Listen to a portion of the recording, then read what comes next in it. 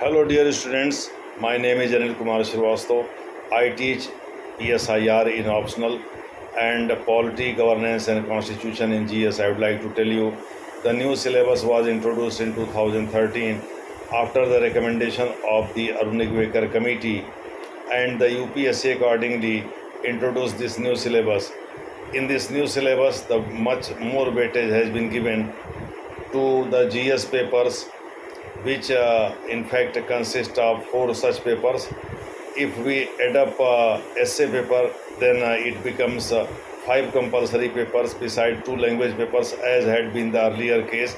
However, Arun Nigvekar had not recommended this. It is the creation of the government itself, government of the day, when Dr. Manmohan Singh was India's Prime Minister.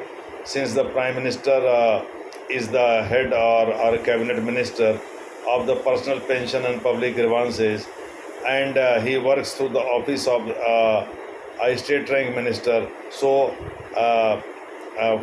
former chief minister of Puducherry, in fact, was his name was Narayan Samy.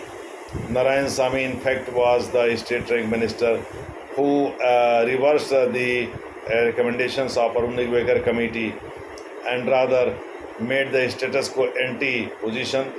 In fact, just as had been earlier position, where two languages paper, one English compulsory and another language out of 22 languages, any one language, Indian language, is to be selected, and a person or candidate has to qualify in both of these papers separately. Generally 25% minimum marks are required to qualify each language paper. So this way 7 papers had been made compulsory, while an optional was also introduced.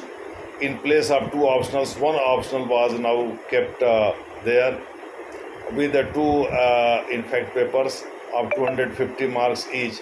Its number 2 was reduced from 600 to 500. I would like to tell you, so that 2 papers together make up 500 marks. This way, new syllabus was introduced in 2013. So I am talking of the GS paper second or overall paper third, counting from the overall paper overall paper third, counting from the essay being itself being the first paper. The second, that is GS paper first, consisting of history, geography, and social issues. The third paper, that is question on polity, governance, constitution, social justice, IR, where constitution and polity are considered two sides of the same coin. And the fourth paper being another GS paper of 250 marks with economy. I would like to tell you internal security, environment, biodiversity, science and tech, in fact being there. And the fourth paper, that is ethics, integrity, and aptitude, that is also considered to be a part of the GS. So this way 5 papers had been introduced, out of which 4 papers in fact constitute the GS, 1 paper essay, that is intermediate between all of them. I would like to tell you, this way new syllabus was introduced in 2013. However, 2 years earlier, preliminary 2 was changed with the removal of the optional. Only then CSAT was not qualifying. The number of papers or number of questions appeared in paper first and paper second, as is the case today. In fact, in paper first there were 100 questions, with each question having 2 marks, and CSAT paper second, that is aptitude test, having a 202.5 marks for each question. This way 400 marks were introduced. However, in 2015, when Narendra Modi came to power in 2014, this was changed, and after agitation by the Hindi belt students, I would like to tell you, this was changed, and CSAT paper second is now only a qualifying paper with 33% marks mandatorily need to be achieved by each student, need to be scored by each student to qualify for the first paper counting. I would like to tell you, however, in any case, both papers are in fact a screening test. Their marks are not counted in the final ranking. Now coming to the topic. Today's topic is assassination attempts made by different assassins to kill either the sitting president of the US or a former president of the US. I am going to discuss this one in international relations.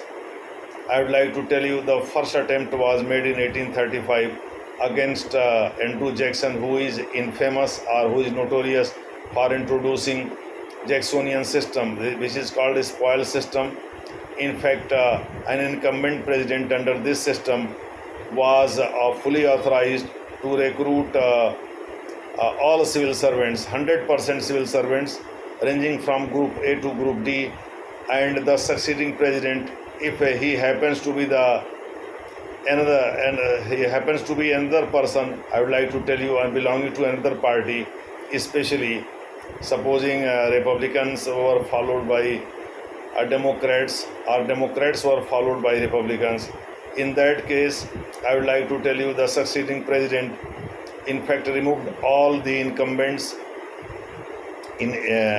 incorporated or appointed during the previous regime, and instead appointed in their place his own men. This way, in fact, 4-year terms for each civil servant was considered to be the order of the day. And in such situations, the appointees considered corruption as their main plank while remaining in service, because their service was to be there for 4 years only. So they indulged to the full hilt, in deep neck, what I mean to say, in corruption. And they practiced corruption. They took bribe, openly took bribe from the people. This way, American policy makers thought that the United States of America would not become a great nation should this continue. So this was ended by Pendleton Act 1883, and merit system was introduced. That is, Weberian system was introduced there also in the United States of America to recruit higher civil service. However, still 20% offices are open to appointments by the incumbent president. However, most of them belong to the 4th grade, that is Group D services, not to Group A, Group B or Group C services. So today, in fact, despite the fact that the American president is empowered to do so, he hardly does this one, and it is left to the departments to recruit such persons, because they are, in fact, due to the prevalence of 2 or 3 dual or triple, you can say, citizenship. In fact, this happens that a person who is also a citizen of a state happens to be a citizen of the center as well, and accordingly the center makes appointment there. There is no uniform pattern across the states. Their states are very strong, unlike India, in fact, where states are not so much strong. Rather, the tilt is in favor of the center, but there the tilt is in favor of the state, not in the center. Center, in fact, looks only after international relations and other matters. In that case, the upper house there, I would like to tell you, that is the Senate, is the most powerful house in the world, is considered to be the most powerful house in the world. So the corruption was ended, or the Jacksonian system was ended by Pendleton Act 1883. The first president to be assassinated, in fact, in office was Abraham Lincoln in 1865. The second president was James A. Garfield. The third president was William McKinley in 1901. James A. Garfield was assassinated in 1881, and McKinley was assassinated in 1901, and John F. Kennedy was assassinated in 1963. One thing that was common in all such assassinations was the use of firearms. In fact, all 4 presidents of the US who were shot dead during harness or during the period of their office, in fact, all of them suffered or met the ill consequences at the hands of the assassins because firearms were used to eliminate them. The first president who survived in office was Andrew Jackson in 1835 because two pistons who were used to target him in fact misfired and not a single fire could be shot at him. This way he survived in office.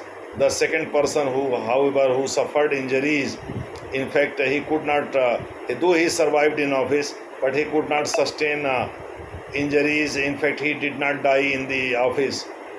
In fact he survived there but in fact sustained grave injuries was Theodore Roosevelt in 1912. The fourth person was Ronald Reagan in 1981. He was also the president of the US then. He also survived grave injuries. And the recent incident happened with Donald Trump, the former president of the US, in July 2024, 5 days ago, what I mean to say, when Donald Trump was shot at from the not far away from close blank in fact we could not say but he was shot at his right ear, which where a bullet pierced his right ear and he started bleeding profusely. He fell down suddenly, but his security guards took in fact the ground and killed the assassin on the spot itself. I would like to tell you that Donald Trump is the fourth president who survived such attack. However, 4 presidents in the US were not that much lucky and they did not survive in office. They were killed. I would like to tell you, when Pendleton Act in 1883 was passed to end Jacksonian system, that is spoil system, Bandar Bant Vyavastha, then Woodrow Wilson was the political science professor. He is also considered the father of administration, which later became public administration, introduced by the UPSC in 1887. In fact, 1987. In 1887 it was born. I would like to tell you that Woodrow Wilson, who later rose to become the president of the Princeton University and also the governor of New Jersey and the president of the US for 8 years from 1913 to 1921, in fact was the moving spirit behind the birth of League of Nations and the signing of Versailles Treaty. I would like to tell you that Woodrow Wilson is considered one of the great presidents of the US. However, he is not the greatest one. He does not come in the league of Abraham Lincoln and Franklin D. Roosevelt like people there. But I would like to tell you, he is still considered one of the great presidents of the US, not if not the greatest. So Woodrow Wilson was very good at academics and he was teaching political science. He was a professor of political science at Princeton University, where he rose to become the president of the university itself. By president, I mean the chancellor of the university. In fact, the administrative head of the here chancellor, not vice chancellor, in fact, is the real administrative head of the university. But there by the president, we mean the chancellor, and he is the in fact real administrative head there in the US.